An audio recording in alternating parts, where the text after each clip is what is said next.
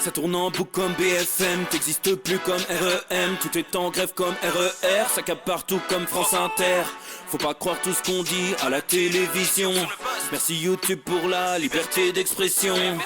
C'est pas la vérité absolue, juste de l'info et de l'actu. Si t'as un doute sur le contenu, check les sources ou le nombre de vues. C'est pas la vérité absolue, juste de l'info et de l'actu. Si t'as un doute sur le contenu, check les sources ou le nombre de vues. Calme-toi Dimitri, la force tranquille, ça tape dans le mille. De midi à minuit, dégomme les mensonges comme des quilles. Depuis qu'il y a des séances publiques, je veux plus au cirque mais à l'hémicycle. Scandale politique et médiatique, pour rien rater il faut que tu cliques. Mec c'est Rémi, le meilleur du pire en ligne de mire. Aucun parti pris, que des avis bien réfléchis. J'suis encore bourré comme un Polac, donc j'pensais voir Laurent Ournac. J'crois que j'suis toujours à côté de la plaque, mais en politique j'sais qui est le crack. Ouais j'sais qui est le crack. Juste milieu.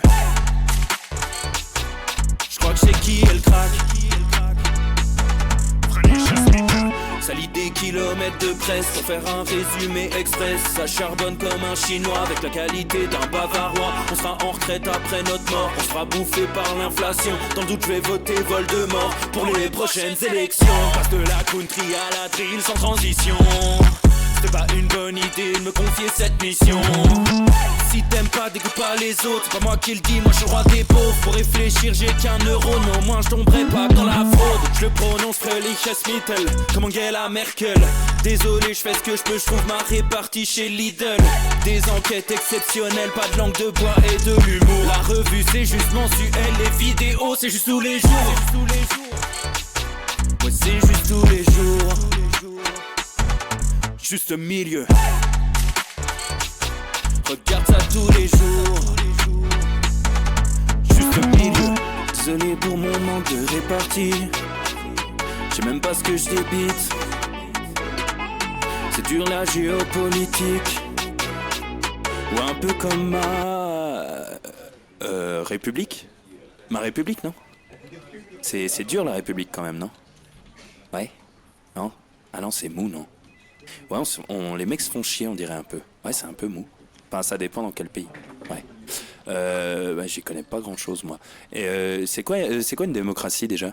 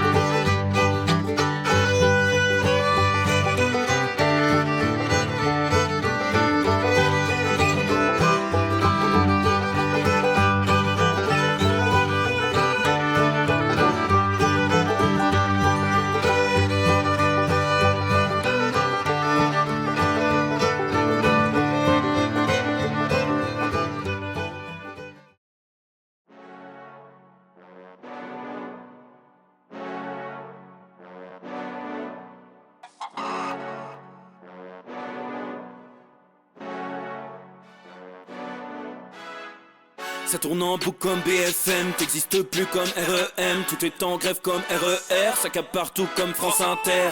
Faut pas croire tout ce qu'on dit à la télévision. Merci YouTube pour la liberté d'expression. C'est pas la vérité absolue, juste de l'info et de l'actu. Si t'as un doute sur le contenu, check les sources ou le nombre de vues. C'est pas la vérité absolue, juste de l'info et de l'actu. Si t'as un doute sur le contenu, check les sources ou le nombre de vues. Calme-toi Dimitri, la force tranquille, ça tape dans le mille. De midi à minuit, dégomme les mensonges comme des quilles. Depuis qu'il y a des séances publiques, je veux plus au cirque mais à l'hémicycle. Scandale politique et médiatique, pour rien rater il faut que tu cliques. Mec c'est Rémi, le meilleur du pire en ligne de mire. pris que des avis bien réfléchis. J'suis encore bourré comme un Polac, donc j'pensais voir Laurent Ournac. J'crois que j'suis toujours à côté de la plaque, mais en politique j'sais qui est le crack. Ouais, j'sais qui est le crack. Juste milieu. J'crois que j'sais qui est le crack. Ça lit des kilomètres de presse pour faire un résumé express. Ça charbonne comme un chinois avec la qualité d'un bavarois. On sera en retraite après notre mort, on sera bouffé par l'inflation. Dans le doute je vais voter Voldemort pour les prochaines élections. Passe de la country à la drill sans transition. C'était pas une bonne idée de me confier cette mission. Si t'aimes pas, dégoûte pas les autres. C'est pas moi qui le dis, moi je suis le roi des pauvres. Pour réfléchir j'ai qu'un euro, mais au moins je tomberai pas dans la fraude. Je le prononce Fröhliches Mittel, comme Angela Merkel. Désolé, je fais ce que je peux, je trouve ma répartie chez Lidl. Des enquêtes exceptionnelles, pas de langue de bois et de l'humour. La revue c'est juste mensuel, les vidéos c'est juste tous les jours. Ouais, c'est juste tous les jours. Juste milieu. Regarde ça tous les jours. Juste milieu. Désolé pour mon manque de répartie. Je sais même pas ce que je débite. C'est dur la géopolitique. Ou un peu comme ma République. Ma République, non? C'est dur la République quand même, non? Ouais? Non? Ah non, c'est mou, non? Ouais, les mecs se font chier, on dirait un peu. Ouais, c'est un peu mou. Enfin, ça dépend dans quel pays. Ouais. Bah, j'y connais pas grand chose, moi. Et c'est quoi une démocratie déjà?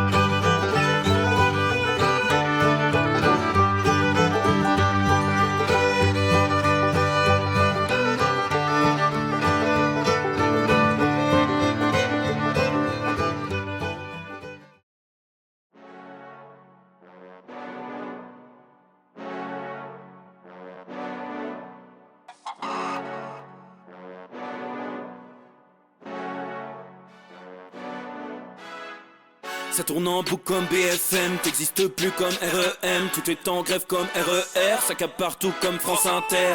Faut pas croire tout ce qu'on dit à la télévision. Merci YouTube pour la liberté d'expression.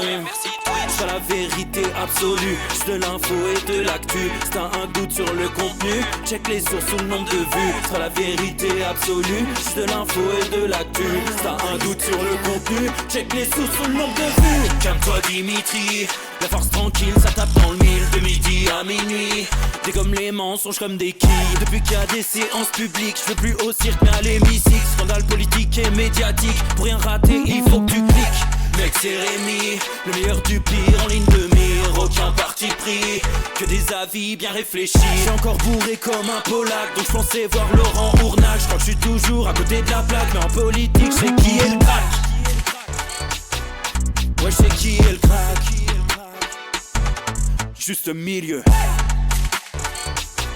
J'crois que j'sais qui est le crack.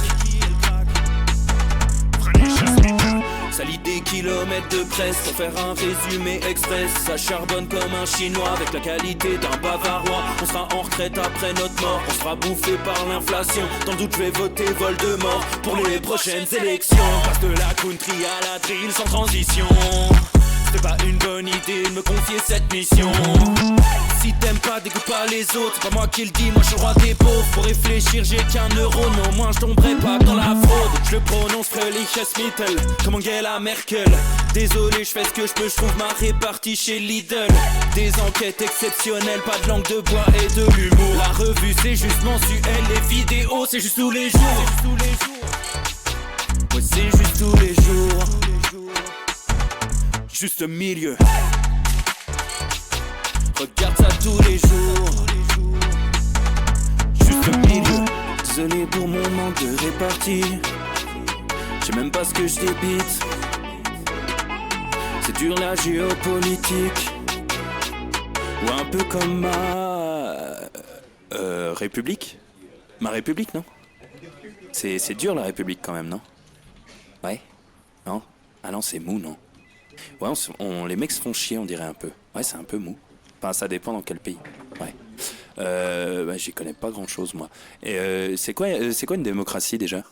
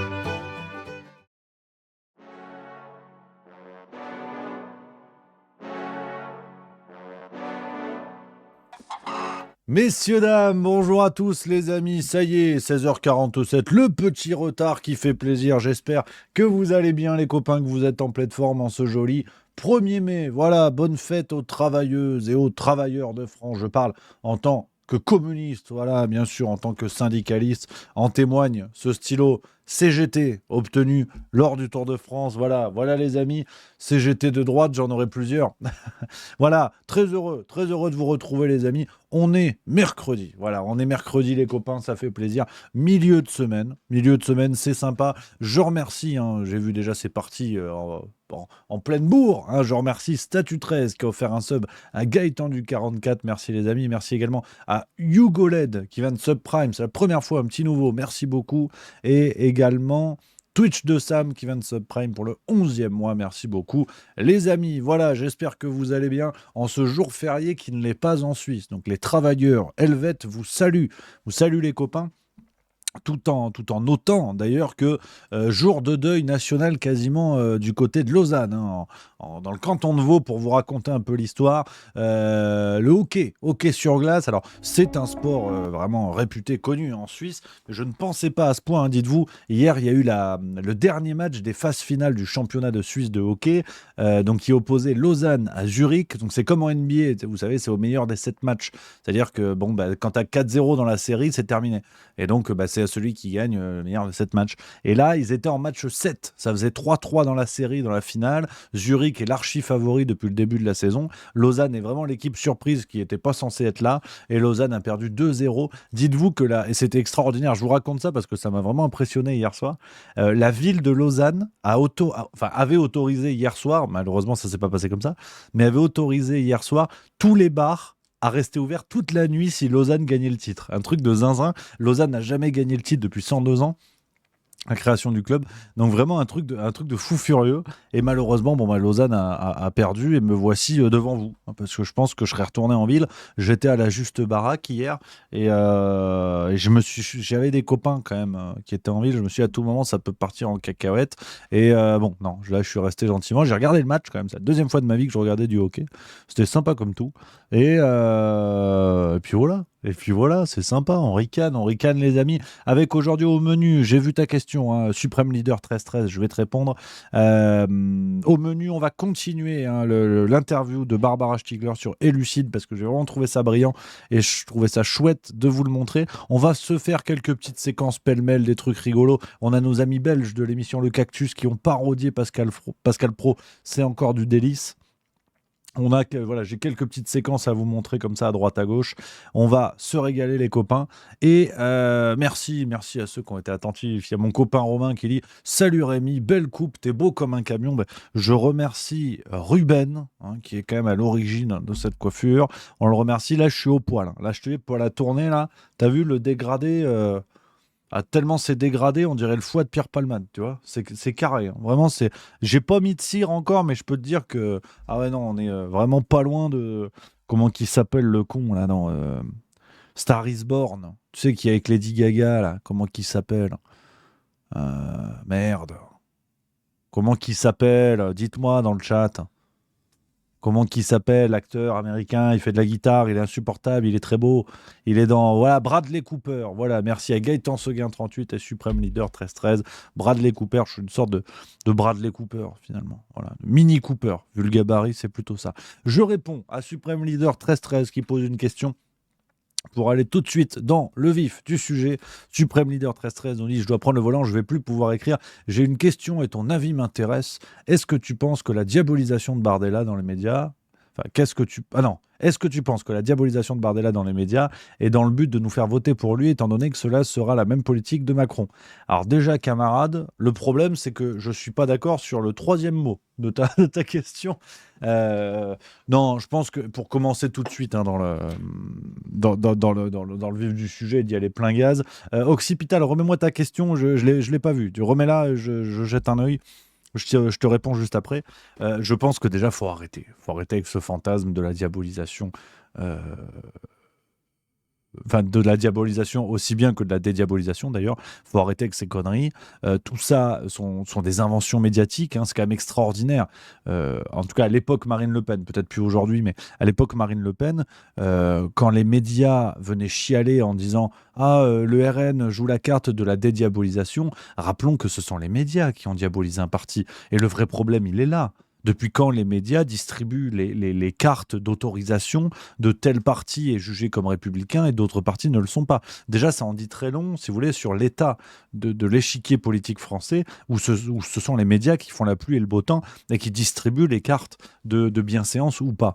Donc ensuite, voilà, ce mythe-là n'a aucun sens. Ensuite, enfin à mon avis, ensuite, la diabolisation de Bardella aujourd'hui, non, je crois qu'il ne faut pas déconner. Il n'y a aucune diabolisation. Au contraire, on est sur une machinerie médiatique bien huilée ou dans une logique marketing toute basique. Qu'on parle de vous en bien ou en mal, l'important est qu'on parle de vous. Donc, faut arrêter, si vous voulez, d'estimer que parce qu'on va le taquiner un petit peu, il y a la diabolisation de Bardella. Jamais de la vie. On est vraiment sur l'autoroute, sur le highway to Mélanie, on a envie de dire, il y a highway to hell, c'est highway to hell, E2LE, oh putain, t'as vu les jeux de mots? Ah ouais, venez me voir en tournée, ça va être super, rayon frais de Lidl. Donc, non, blague à part, faut arrêter de se leurrer sur l'après-Bardella, si vous voulez. Enfin, une fois que le RN va arriver au pouvoir, tout est calibré. Regardez aujourd'hui, Ursula von der Leyen a annoncé la possibilité au niveau des élections européennes de s'allier avec le groupe parlementaire au Parlement européen auquel appartient Meloni. Giorgia Meloni. Donc, je veux dire, arrêtons avec tout ça. C'est du sketch. Ce qui est intéressant, c'est pas ce qui se passe actuellement dans nos médias, parce qu'ils font la pluie et le beau temps, je viens de l'expliquer. Ce qui est intéressant, c'est qu'est-ce que préparent nos médias. Et aujourd'hui, si vous mettez tout à plat, indépendamment des couleurs politiques, des idées des uns et des autres, on s'en fout. Vous voyez quoi? Les deux candidats dont on parle le plus, c'est Bardella et Glucksmann, qui sont deux fabrications du système qui plus est du système médiatique. Et si on parle beaucoup d'eux, ça n'est pas pour rien. Pourquoi ne parle-t-on pas du Frexit ? Pourquoi ne parle-t-on pas d'autres idées qui pourtant, en tout cas à en croire la sphère Internet, pourtant des idées qui pourraient intéresser le peuple ? Ces idées-là ne sont pas dans les débats. Donc pour le coup, je suis d'accord avec François Asselineau que cette impression de minorité des sujets vient du fait que les médias font la pluie et le beau temps. Ce sont les médias qui décident quels sont les sujets qui sont sur la table. Donc si on parle de Bardella, c'est être dupe que de penser que c'est pour le diaboliser. Pas du tout. C'est que demain, si vous imaginez la France avec Glucksmann ou Bardella à la tête du pays, c'est la même salade. Pour Bruxelles, c'est champagne. C'est champagne. On s'en fout des couleurs politiques. Considérez bien que ce qu'on vous explique, extrême droite, extrême gauche, machin, bidule, c'est du théâtre pour enfants. Arrêtez de croire qu'il y a les gentils, les méchants, les je sais pas quoi, les bidules. Regardez ce que le système prépare. Regardez l'aboutissement de ce système. Regardez en Italie. C'est ça qui est intéressant. C'est de voir en quoi, quand on enlève les costumes, de voir la réalité des acteurs quand ils sont nus, quoi, si vous voulez. Une fois qu'on enlève le costume, on voit, en fait, le personnage, c'était pas Sganarelle, c'était quelqu'un d'autre, c'était un vrai acteur. Là, c'est pareil. On a des acteurs face à nous. On a des acteurs. Donc, je trouve que on tombe beaucoup trop facilement dans les pièges. Là, aujourd'hui, on en a un nouveau avec Glucksmann qui a reçu des œufs et de la peinture. Rendez-vous compte, il était à Saint-Étienne pour le 1er mai. Le réel se rattrape évidemment. Regardez, la démarche est curieuse d'ailleurs, c'est assez rigolo. Quand il s'est fait extraire de la manif, regardez-moi ça. Bon, après, on va pas juger la gueule, mais voilà.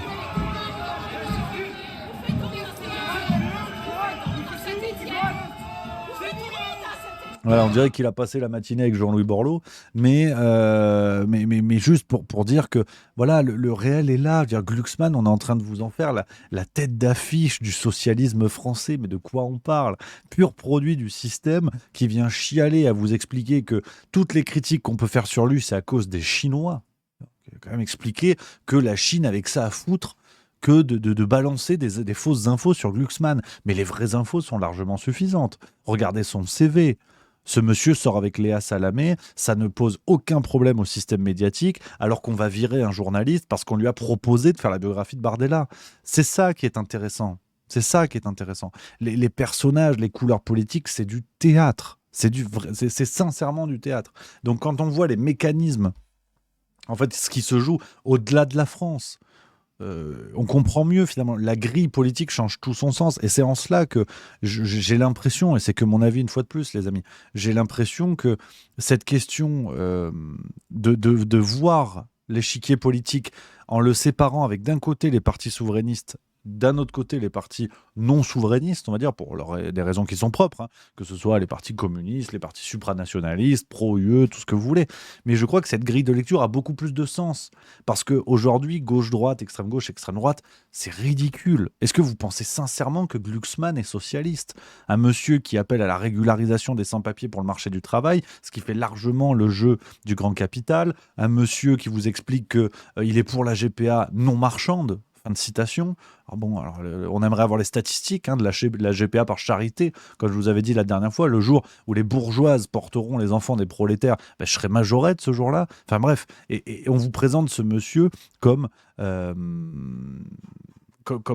représentant du socialisme. C'est ridicule. C'est ridicule. Et qui vient vous expliquer dès qu'on le critique que c'est à cause des Chinois. C'est-à-dire, le niveau de boulard pour penser que Xi Jinping en a quelque chose à foutre de cette espèce de ressucé comme ça, d'un croisement entre Jaurès et Macron. Je veux dire, c'est absurde.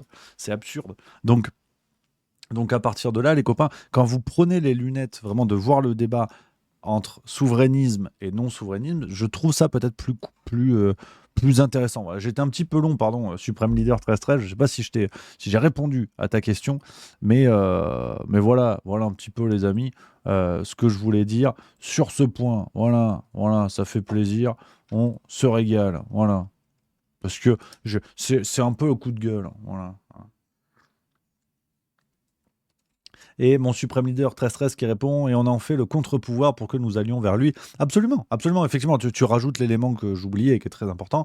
Effectivement, l'idée c'est de créer des faux ennemis qui font que pile le projet bruxellois, on va dire, gagne, face, c'est toi qui perds.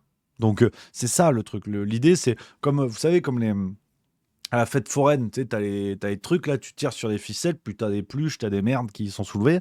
Et si tu regardes, toutes les cordes, elles ont l'air emmêlées, mais au bout d'un moment, elles passent tous par le même anneau. Bah là, c'est un petit peu pareil, si vous voulez. C'est un petit peu pareil. C'est-à-dire que vous avez des candidats, Glucksmann, Bardella, Zemmour. Tu tires la ficelle, bah à la fin, c'est Bruxelles qui gagne. Bah, toutes les ficelles sont là-dessus. Et les ficelles, où effectivement, qui ne passent pas par l'anneau, vous en entendez pas parler. On les prend pour des guignols. Que ce soit Asselineau, Philippot ou Kuzmanovic, avec un projet souverainiste plus de gauche. Voyons ça comme ça, à la rigueur, pour la métaphore un petit peu sympatoche, quoi. Voilà, merci mon suprême leader 1313 qui dit merci, je kiffe ta façon d'échanger. Merci à toi, camarade, avec plaisir. Gaëtan Seguin 38 qui dit il sort d'où son 13%. Ah, ça, c'est les sondages. Alors, si vous rajoutez effectivement. Si vous rajoutez en plus cette logique-là de manipulation des débats, ce qui est clair, les sondages sont un outil de manipulation à grande échelle. Parce que je ne dis pas ça pour faire du populisme à deux balles, mais les sondages qui prédisaient Trump perdant, les sondages qui prédisaient l'échec du Brexit, les sondages qui prédisaient Zemmour à 15% en 2022, enfin bref, les exemples sont légion.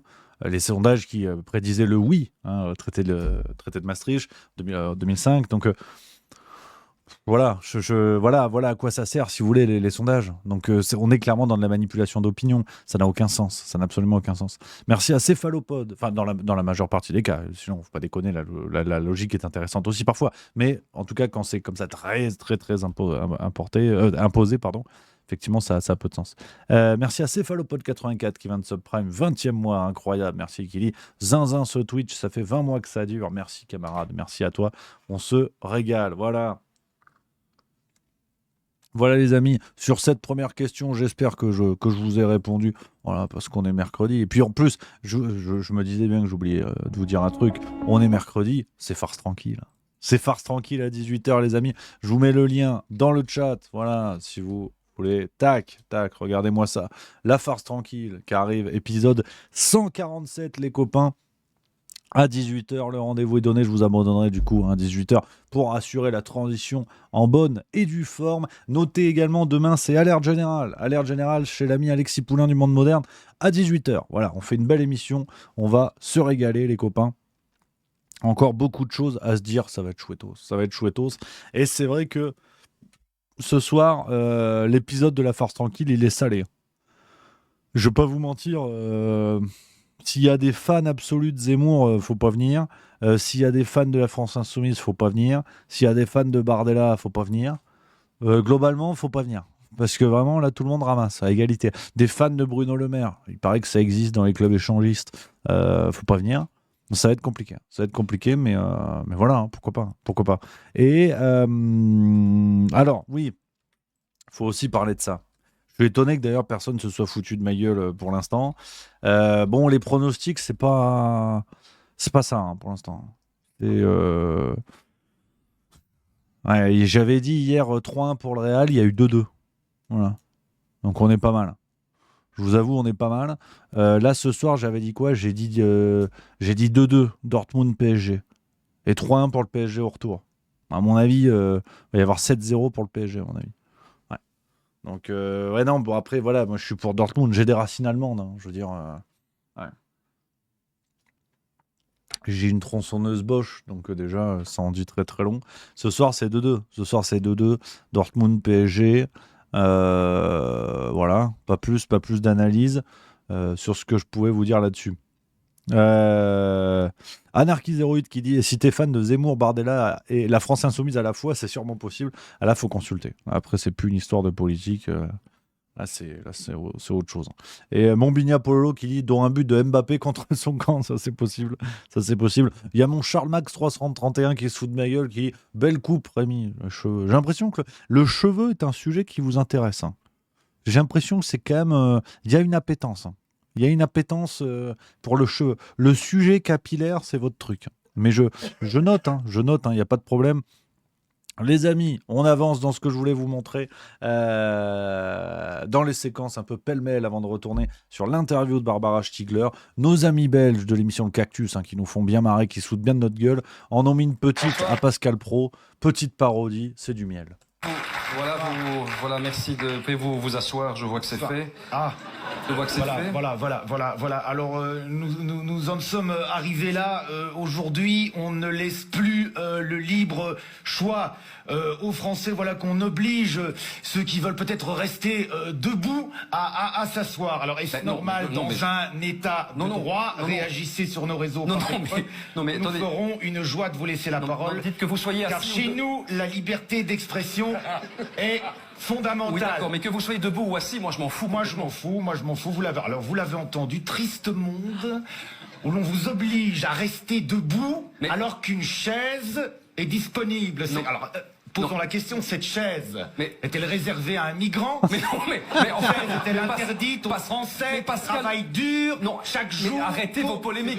Mais c'est pas possible. Alors, nouvelle polémique en Belgique, lamentable polémique. Un Français est interdit de s'asseoir en télé parce qu'il est français. Mais je n'ai pas dit ça. Racisme anti-camembert. Non. Ressentiment post-éliminatoire de la Coupe du Monde. Réagissez sur nos réseaux ou par téléphone. Oui, c'est ça. Bon, ouf, on a terminé. Pascal Praud, bonsoir. Bonsoir. Si je peux, bonsoir. Mais c'est totalement inaudible, ça, monsieur de Warzé. Je vous dis bonsoir. C'est totalement inaudible. Mais pourquoi vous dites ça? En 2024. Monsieur de Warzé, le monde est à feu et à sang. Oui. Plus rien ne tourneront dans ce pays et vous dites bonsoir. Mais pardon, c'est bien un discours de gauche. Les gens qui vous regardent le savent. Mais non, mais c'est une formule de politesse, monsieur Praud. C'est tout ce que je vous demande. Je vous dis juste bonsoir, c'est tout. Vous ne voyez quand même le mal partout, c'est incroyable. Voir le mal partout. Dans quel monde vivez-vous? Dans quel... vivez-vous, monsieur de Warzé? Écoutez, mais je vis dans le même monde que le vôtre, parce que... Je veux vous dire une chose. Oui, mais attendez...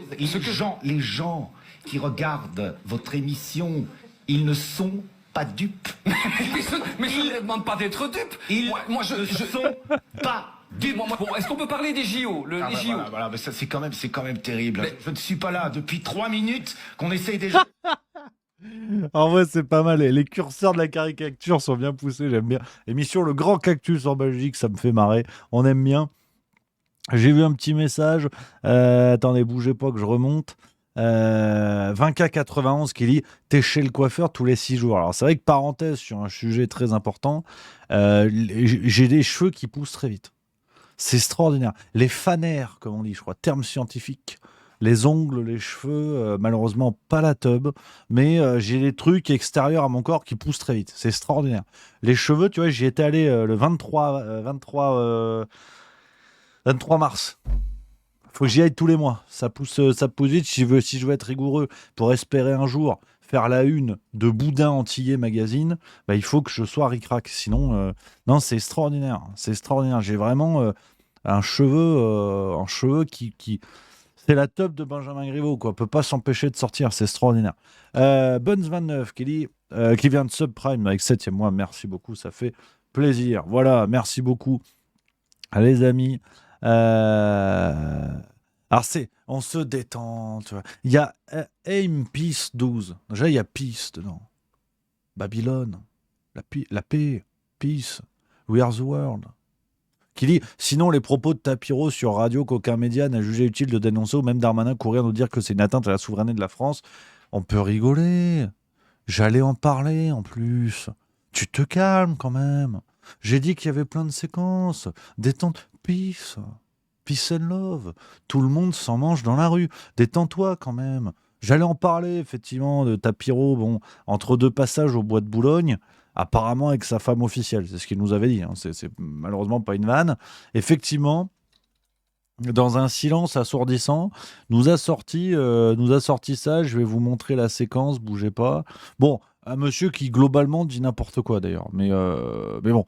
Et là, il nous a sorti ça en toute détente. Regardez, je vous mets la séquence, c'était sur Radio J il y a quelques jours. Ces personnes qui adhèrent aux idées de la France insoumise sont des gens qui sont malades, il faut le dire. On ne peut pas être... Ils ne sont pas tous antisémites. Mais c'est pas une question d'antisémitisme ni de haine des juifs. Ce sont des malades. On nous fait la guerre, il faut répondre par la guerre. Donc j'ai décidé, je suis pas tout seul, on est très nombreux en France, dans la diaspora, et surtout avec le ministère israélien de la diaspora, avec Avichai Shikli, de lancer en France et on espère un peu partout ailleurs, la première armée citoyenne de défense de la diaspora. tout changer pour Voilà. imposer la... En toute tranquillité, on a la création d'une milice sur le territoire français par un mec, quand même, rappelons-le.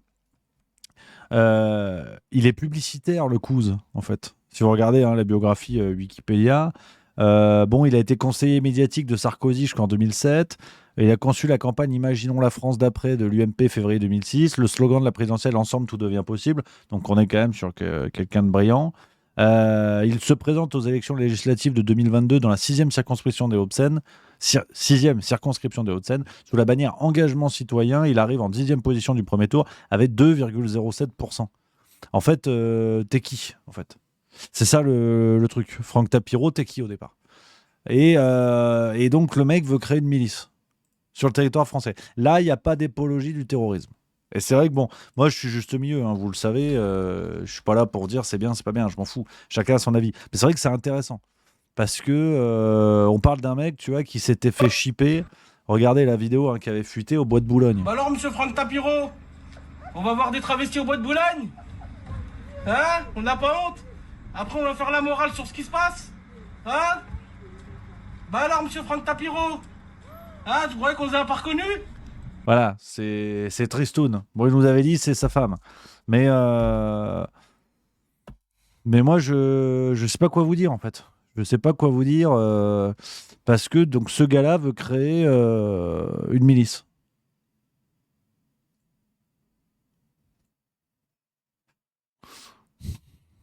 Et c'est vrai que je suis complètement d'accord avec l'ami AimPeace 12, c'est bien ça le nombre à la fin. Là, il n'y en a pas de nouvelles. Darmanin, Dupond-Moretti, on n'a pas d'infos. On n'a pas d'infos, on ne sait pas. Ils ont dit non. Ils ont dit apparemment c'est pas le problème. Ils ont autre chose à faire. Donc bon, pourquoi pas. Pourquoi pas. Puis c'est vrai que sous-entendre que les gens qui votent la France Insoumise sont malades, ça rappelle quand même un rapport à la société qui est un petit peu problématique. Mais bon. Voilà encore, moi je vous dis ce qu'il en est. Je vous dis ce qu'il en est. Donc voilà pour l'affaire Tapiro. Affaire à suivre évidemment, ce qu'il en est. Mais c'est assez bluffant. C'est assez bluffant. Effectivement, l'impunité, le détournement de regard suite à cette déclaration qui pose quand même de sérieux soucis, alors que le Couze est publicitaire, on le rappelle. Il écrit des pubs. Et il veut créer une milice. Donc c'est vraiment une majorette qui achète un tank, c'est-à-dire, mais ça dérange personne, voilà. Et c'est vrai que on est obligé de dresser le parallèle, c'est que demain, si un représentant, un activiste, parce qu'il est activiste, il n'a aucune fonction ce gars, si un activiste catholique, musulman ou bouddhiste tient les mêmes propos, je suis pas certain que l'accueil médiatique et politique soit le même. Je pense que peut-être que c'est lié à la figure de Tapiro lui-même, qui a des bons contacts dans la sphère politique, qui est bien protégé, j'en sais rien. Mais demain, vous avez l'abbé qui, homme d'église, qui déboule, qui dit bon, on a vu avec le Vatican, on va armer des types pour protéger les lieux de culte catholiques. Je suis pas certain que l'abbé qui se fasse accueillir en toute détente. Mais bon, là, ça va. Donc après, j'en sais rien. Moi, j'en sais rien. C'est comme ça. C'est comme ça, les amis. On enchaîne avec une autre séquence pêle-mêle que je voulais vous montrer. Et après, on va sur l'interview de Barbara Stiegler. C'est Pierre Conessa. Vous avez peut-être vu passer ça. Il a régalé sur CNews il y a quelques jours en arrière concernant le contexte israélo-palestinien. Évidemment, un sujet incontournable actuellement, de toute évidence.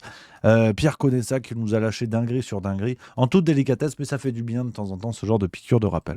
On a exterminé. À Mossoul, on a exterminé. À Raqqa, on a exterminé aussi. Est-ce qu'à Mossoul ou ce qui s'est passé à Raqqa, vous auriez utilisé ce terme d'exterminer également? Écoutez, moi, dans les crises, ce qui m'intéresse, c'est qui sont les victimes. Il y a effectivement des victimes le 7 octobre, qui sont des gens qui ont été massacrés dans des conditions effroyables, et en face, vous avez une réplique qui multiplie les massacres. Alors effectivement, les massacres, c'est fait par des bombes qui sont lancées à 6000 mètres d'altitude. Quand on m'explique que c'est pour détruire les gens du Hamas, si vous voulez, moi, je connais pas de bombe qui fasse la différence entre une femme, un enfant et un combattant. Ça s'appelle une guerre. Pardon ? Ça s'appelle une guerre, ça s'appelle pas une extermination. Oui, mais madame. Ça s'appelle une guerre, monsieur. Madame, quand vous êtes dans la situation de faiblesse, prenons un cas très intéressant qui est celui des Ouïghours. Attendez, prenons le cas très intéressant. Celui des Ouïghours. Ils ont fait un attentat terroriste sur la place Tiananmen, voiture piégée. Vous les qualifiez de terroristes ? Non, on dit non, c'est une guerre de libération. Les Français qui résistaient aux Allemands... Non, c'est vous qui qualifiez. Du Hamas, Non, mais je vous cite. c'est ce que vous insinuez là? Oui, bien sûr que c'est un acte de résistance. C'est un acte de résistance effroyable, mais c'est un acte de Vos résistance. propos sont effroyables, pardon, mais... Mais non, enfin écoutez, C'est un mettez-vous acte de 2 minutes dans la résistance. Les situation... actes du 7 octobre pour vous sont des actes de résistance. Pardon. Les actes du 7 octobre pour vous sont des actes de résistance. Mais c'est un acte de résistance pour les Palestiniens. Si vous ne prenez pas les deux aspects de la question, c'est-à-dire le point de vue israélien et le point de vue palestinien... Alors on ne peut pas vous laisser dire ça. Attendez. Non, ça c'est pas possible parce que justement, on va l'aborder tout à l'heure, c'est exactement la définition de l'apologie du terrorisme. Vous ne pouvez pas aujourd'hui en France présenter les actes du 7 octobre comme des actes de résistance, ça tombe sous le coup de la loi.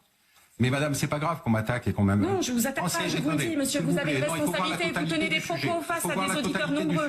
Quand vous avez un gouvernement qui autorise les juifs radicaux à s'installer en Cisjordanie avec des routes protégées par l'armée, c'est-à-dire qu'il tue l'État palestinien, vous ne pouvez pas ne pas le considérer que c'est un extrémiste. Donc Netanyahou est un extrémiste, simplement il a la force, et le fait qu'un extrémiste utilise la force ne le rend pas plus légitime que celui, le faible, qui va utiliser le terrorisme. Encore une fois, qui sont les victimes Donc vous de l'histoire? Voilà, je rappelle, mais rappel élémentaire. Rappel élémentaire, c'est que malheureusement dans la guerre, il y a toujours une question de point de vue.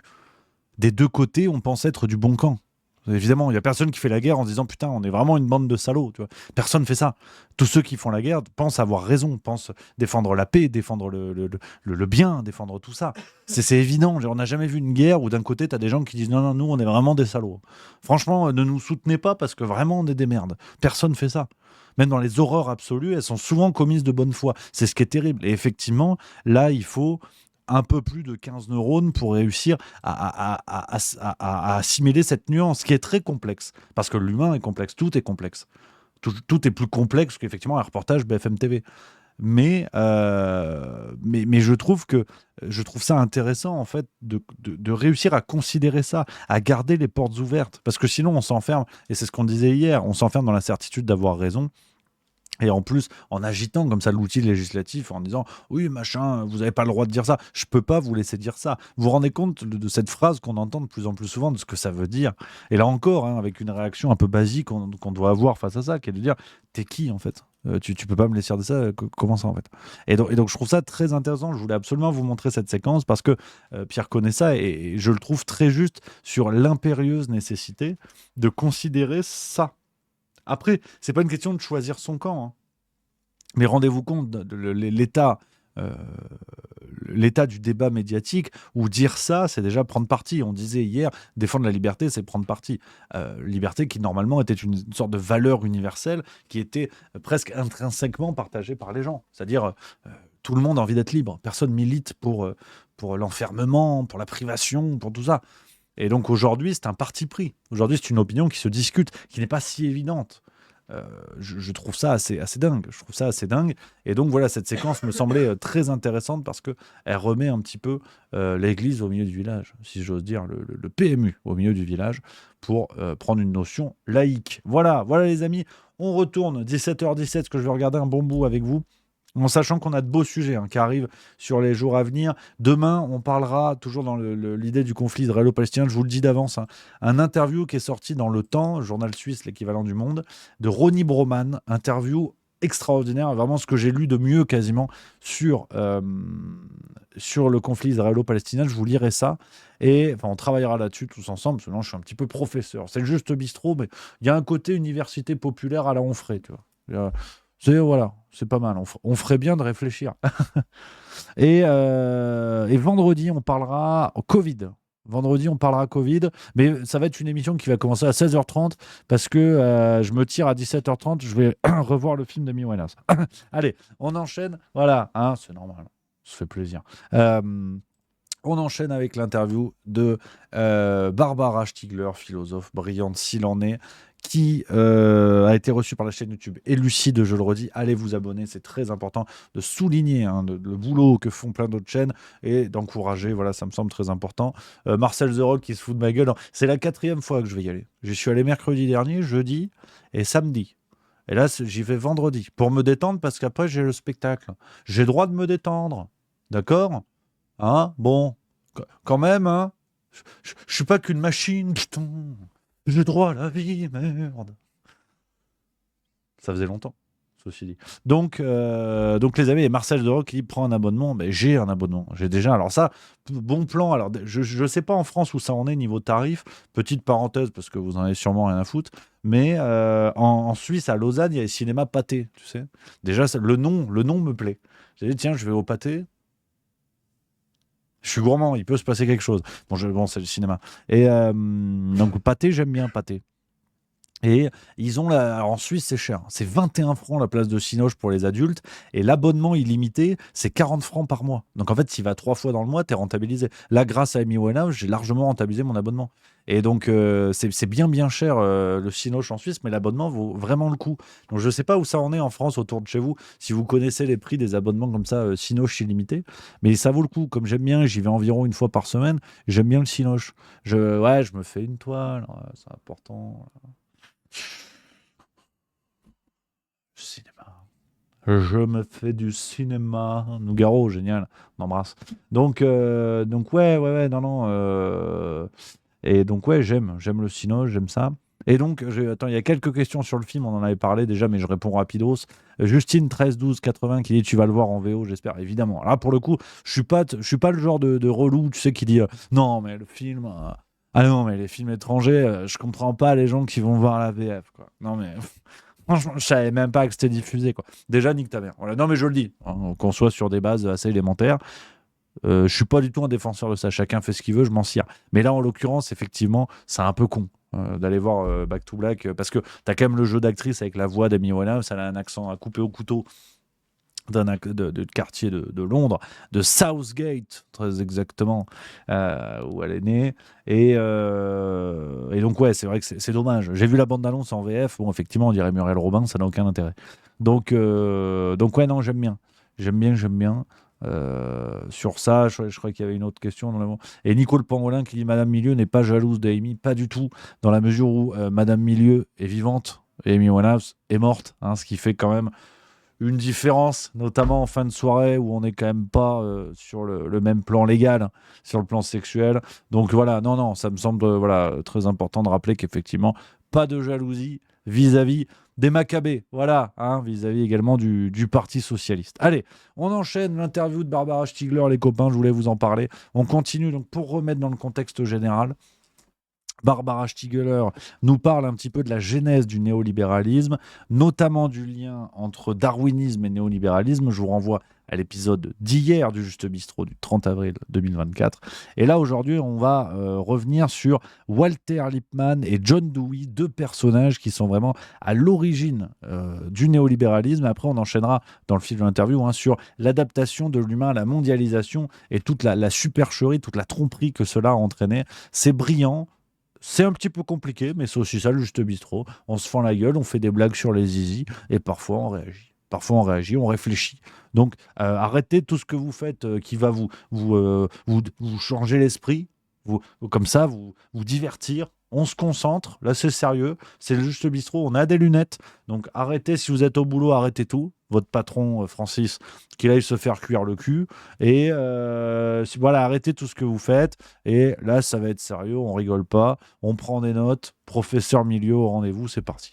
Abonnement à notre site. Si vous aimez notre travail, vous pouvez nous soutenir en vous abonnant sur... Justement, pour comprendre ces racines-là, parce qu'on en a parlé déjà plusieurs fois de Walter Lippmann, vous analysez en détail cette grande controverse qu'il y a eu au début du XXe siècle, ce débat entre Lippmann, entre Walter Lippmann et John Dewey. Est-ce que vous pouvez nous présenter un peu ces deux personnes qui sont pas très très connues et leur position? Oui, je pense que c'est indispensable. Donc je vais commencer par Walter Lippmann. C'est un personnage assez fascinant, parfaitement central dans le siècle américain.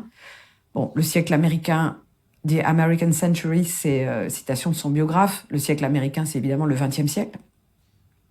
Lippmann va dominer le XXe siècle, va dominer l'Amérique comme figure intellectuelle de la Première Guerre mondiale jusqu'à la guerre du Vietnam. C'est vraiment quelqu'un de fondamental pour les Américains. Pourquoi ? Parce que déjà, il va avoir un rôle de conseiller de presque tous les présidents. Donc, il va beaucoup peser sur le débat et sur les décisions américaines les plus importantes. Et puis, c'est un des plus grands journalistes, des plus grands chroniqueurs quotidiens de la presse américaine. C'est une référence. Par exemple, c'est lui qui va peser pour l'entrée en guerre des États-Unis en 1917, sur les modalités aussi de cette entrée en guerre, sur les modalités de cette propagande, etc. Et on va le retrouver tout le temps. Dans le rapport à la planification, dans le rapport au New Deal, alors il sera très critique, etc., etc. Il faudrait des heures pour expliquer tout ce qu'il a pu faire. Donc c'est un personnage historique important. Par ailleurs, il est de formation, il est philosophe de formation. Il était appelé à être professeur d'université à Harvard, je crois. Et il a donc une formation philosophique extrêmement solide. Et en particulier, il s'est passionné pour les pragmatistes. Et il avait énormément d'admiration pour William James. Donc, il est imprégné de ça. Et puis, par ailleurs, il est très platonicien. Il a beaucoup lu Platon. Son maître était platonicien. Et donc, il a essayé de réhabiliter Platon dans le champ politique. Face à lui, j'ai, grâce à lui, découvert un autre intellectuel américain, alors qu'il, lui, est un philosophe beaucoup plus sérieux, c'est-à-dire, j'ai envie de dire, un vrai philosophe, parce que Walter Lippmann arrête assez rapidement de faire de la philosophie, et puis il fait autre chose. John Dewey, lui, est professeur d'université à Chicago d'abord, puis à Columbia, à New York. Donc les deux personnages, c'est vraiment des personnages de romans américains ou de films noirs américains. Hein. On a vraiment deux personnages qui sont dans les mêmes villes, hein, et en particulier à New York. Hein, ils sont contemporains et ils vont ferrailler pendant une vingtaine d'années. Donc Dewey est très inquiet. Dewey admire Lippmann parce qu'il voit bien que c'est quelqu'un d'extrêmement brillant, mais très inquiet de ses thèses politiques sur la démocratie, parce qu'en fait, Lippmann ne se contente pas d'avoir une théorie sur le libéralisme, il montre que sa théorie sur le libéralisme est aussi une théorie de la démocratie, du gouvernement démocratique. Et donc Dewey, qui lui aussi se veut libéral et lui aussi, évidemment, se veut démocrate, c'est un des plus grands théoriciens de la démocratie au XXe siècle, va affronter Lippmann systématiquement. Donc, quand Lippmann sort un livre, il sort à son tour un ouvrage. Et donc, il y a une bataille de livres, une bataille d'articles entre les deux personnages. D'autant que Lippmann a eu aussi une grande influence politique. Hein. C'était aussi un des conseillers du président Wilson en particulier. Puis après, il a eu toute une descendance, une influence extrêmement forte. Alors, justement, dans le cadre de ces travaux aussi, vous êtes intéressé à une injonction qu'on entend souvent, évidemment, comme quoi on serait en retard, on risquerait d'être dépassé. Et évidemment, il faut s'adapter, puisque c'est le titre de votre ouvrage. Et en effet, c'est quelque chose qu'on entend souvent dans plein de... Là, vous allez voir, hein, ce que développe Barbara Stiegler, c'est très en lien avec ce qu'on entend à longueur de journée dans les médias et tout ça. C'est très actuel, ce qu'elle dit, en s'appuyant sur des bonhommes et des références plus passées. Hein. Milieu politique et patronaux aussi, on a ces injonctions-là. Alors finalement, à quoi on est censé s'adapter alors ? Oui, alors, la phrase « il faut s'adapter » est une phrase qui m'a accompagnée depuis le début de ma vie politique. Hein. C'est-à-dire que moi, j'ai commencé ma vie politique très tôt. J'ai été très tôt passionnée par la politique, comme pas mal d'enfants. Hein. Dès l'âge de 8-9 ans, je suivais toutes les émissions politiques avec passion. Et j'ai entendu ça toute mon enfance, quoi. Il faut s'adapter. Donc j'entendais ça en permanence à la télévision, de la part de personnels politiques de droite et de gauche. Il faut que la France s'adapte, etc.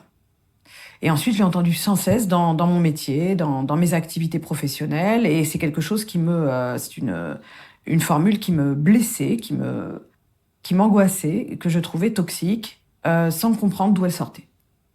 Et étant très spécialisée sur les questions de biologie de l'évolution, par rapport du fait de mes travaux sur Nietzsche et la vie, du fait de mes travaux en philosophie allemande dans le rapport aux sciences de la vie, j'ai très vite compris que ce terme d'adaptation, sélection, compétition, enfin tout ce lexique venait de la biologie évolutionniste.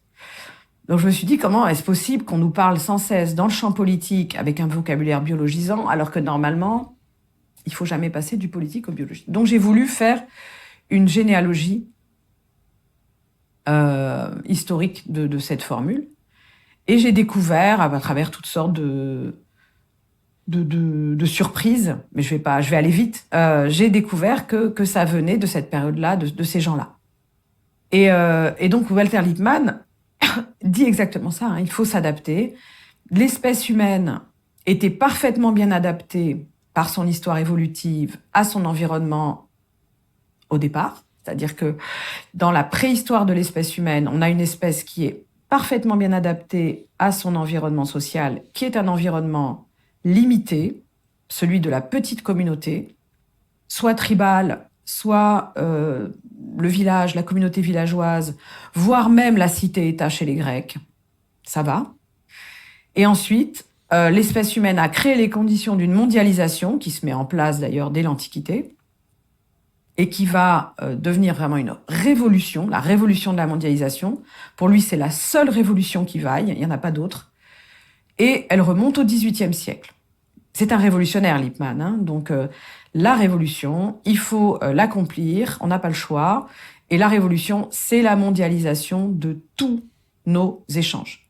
Non seulement marchands, mais aussi le marché des idées, les opinions, les goûts, la culture. Tout doit être mondialisé. Ça, c'est son illumination. Pour moi, là, on sombre dans l'idéologie. Hein. Là, c'est vraiment une idéologie révolutionnaire parfaitement discutable. Mais pour lui, c'est indiscutable. C'est comme ça. C'est le sens de l'histoire.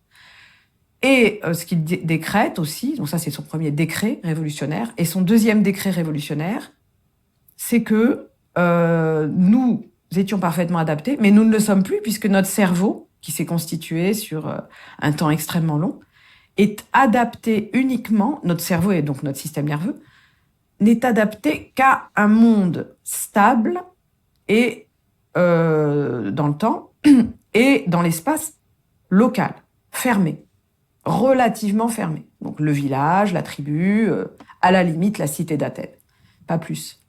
Et donc dès qu'on bascule dans des logiques d'empire ou dans les logiques de mondialisation, notre cerveau est inapte. C'est ça son problème politique. Donc, c'est pour ça qu'il discute avec Aristote sur les limites de la politique. Et donc, il appelle ça le problème d'Aristote. Et donc, il va falloir se donner une nouvelle espèce. Et comment on va faire ? Eh bien, par des artifices. Grâce à l'État, grâce aux politiques publiques dont je parlais tout à l'heure, grâce à une élite qui travaille sur elle-même et qui travaille sur ce qu'on appelle aujourd'hui ses biais cognitifs. L'élite sait que le cerveau fonctionne mal. L'élite doit savoir que nous ne sommes pas des homo economicus rationnels, que nous sommes totalement inadaptés. Donc l'élite est censée faire sans cesse un travail sur ses biais. Et comme elle sait la vraie direction, à savoir la mondialisation, elle le sait parce qu'elle prend les avions, parce qu'elle dirige des grandes entreprises, etc. Ce que le bas peuple est incapable de comprendre puisqu'il est enfermé dans ses problèmes locaux, eh bien elle doit mener le peuple vers la bonne direction de manière révolutionnaire en conduisant les gens dans la bonne direction, en les adaptant à la mondialisation. Donc on va complètement changer le sens de l'éducation, qui sera plus du tout l'émancipation de l'esprit, mais la compétence à l'adaptabilité, les compétences qui permettent l'adaptabilité à la polyvalence, à un monde en permanence mouvant, à un monde totalement ouvert, un monde d'incertitude, etc. Mais pour bien comprendre, finalement, son sujet, finalement, c'est de dire qu'on n'est pas adapté biologiquement et donc quelque part culturellement, quoi, dans nos habitudes, pour passer d'une petite société, d'un petit village historique à la grande société, finalement, ce terme-là. Mais pour bien comprendre les besoins de cette grande société, de cette mondialisation, est-ce que c'est pas finalement aussi un besoin d'enlever toutes les habitudes historiques qui étaient de vivre en collectivité, de discuter, d'échanger, de se réunir, et quelque part quelque chose qui nous rend humains, non ? Est-ce que c'est pas aussi une forme de déshumanisation de toute l'histoire de l'humanité pour être des individus complètement isolés au service de la big entreprise ? Ah, tout à fait. C'est pour ça qu'on a un discours de la table rase, hein, chez Lippmann. On a un discours de la table rase. Il faut repartir à zéro, hein, pour un monde nouveau, avec une espèce humaine nouvelle. Mais attention, et là, on voit la gravité extrême de ce projet, hein, qui est un projet, évidemment, vous l'aurez compris, à mes yeux, extrêmement dangereux. d'un côté, il dit ça, et de l'autre côté, il dit on va pas pouvoir mondialiser les habitudes de vie de tout le monde. C'est-à-dire qu'il est parfaitement conscient qu'il y a un problème dans son modèle. C'est-à-dire que les millions d'habitants de la Terre ne vont pas passer leur vie en avion à faire le tour de la Terre et à aller d'un poste de travail à un autre. Ça, c'est pour l'élite. Donc, il a tout un discours extrêmement conservateur sur les traditions. Et donc, pour ce qui est de la population, du peuple, de la population, c'est-à-dire la masse, ce qu'il appelle la masse, il faut attacher les gens à leur lieu d'origine, en les enracinant dans leur région, dans leur glèbe, en quelque sorte, hein, pour employer le terme qu'utilisait Marx. On va les attacher à la glèbe, voilà, et on va faire que leur mobilité soit uniquement mentale. C'est-à-dire que, par exemple, on va attacher des populations entières au bassin d'emploi. Il est hors de question qu'ils passent leur vie à faire le tour de la planète, parce que de toute façon, c'est pas soutenable, il le sait très bien. Donc, il faut attacher les travailleurs à leur lieu. Donc, ne pas hésiter à ce qu'ils s'enferment dans leur vision traditionnaliste, c'est très bien, parce que ça les attache à leurs ancêtres, à leur coin. Et leur demander, exiger d'eux, par contre, fabriquer en eux une mobilité totale qui fait que, par exemple, ils n'ont plus de métier. Par exemple, ils deviennent des gens qui sont totalement polyvalents et adaptables. Donc, ils travaillent pour une entreprise, donc ils ont des compétences transversales. En fait, ils passent d'une fonction à une autre, mais ils n'ont plus de métier, ils n'ont plus de statut. Ils doivent être totalement fluides, totalement liquides. Et ne plus nous raconter, par exemple, écoutez, moi, je suis tourneur-fraiseur. Tout ça, ça doit disparaître. On n'a que des emplois avec des compétences, ce que le néo-management va reprendre, et là, malheureusement, les politiques pédagogiques, c'est-à-dire que l'école va être là uniquement pour donner des compétences d'adaptabilité. Voilà. Mais par contre, ils ne bougeront pas de chez eux, et donc c'est très bien qu'il y ait des fêtes traditionnelles pour les attacher à leur lieu, parce que seule l'élite peut avoir une vie mondialisée. Vous voyez, les amis, je trouve que cette séquence, alors on pourrait continuer, je vous mets le lien dans le chat, n'hésitez pas bien sûr à aller regarder cette vidéo en intégralité si vous voulez pousser la réflexion et vous abonner à la chaîne YouTube des Lucides. C'est très important quand on fait du réact de saluer le boulot qui est fait, surtout quand c'est super boulot comme ça.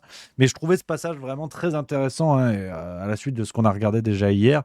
On est vraiment dans une espèce d'explication de la genèse du néolibéralisme, mais qui en dit long, même sur l'évolution contemporaine de nos sociétés. C'est-à-dire que effectivement, ça a l'air compliqué. Faut s'accrocher sur ce genre de passage, mais vous savez que j'aime bien de temps en temps qu'on soit aussi un peu exigeant avec nous-mêmes et qu'on se confronte à des choses qui sont peut-être un petit peu plus complexes, effectivement, que des tweets de Sandrine Rousseau. Mais je trouve ce passage vraiment brillant parce que il éclaire certaines zones d'ombre de nos sociétés où on ne comprend pas vraiment ce qu'elle explique très bien, c'est-à-dire la volonté à la fois d'enraciner les gens dans leur coin, donc c'est-à-dire on les enferme plus que jamais, la mobilité devient de plus en plus chère, même le train aujourd'hui est cher, dans les campagnes on essaie d'éviter qu'ils roulent en bagnole parce que ça pollue et compagnie, donc on enferme les gens, mais dans le même temps on promeut une idéologie qui est celle de l'ouverture des frontières, de l'ouverture des pensées, du libre accueil, du citoyen du monde, et il y a effectivement des contradictions qui sont assez dingues.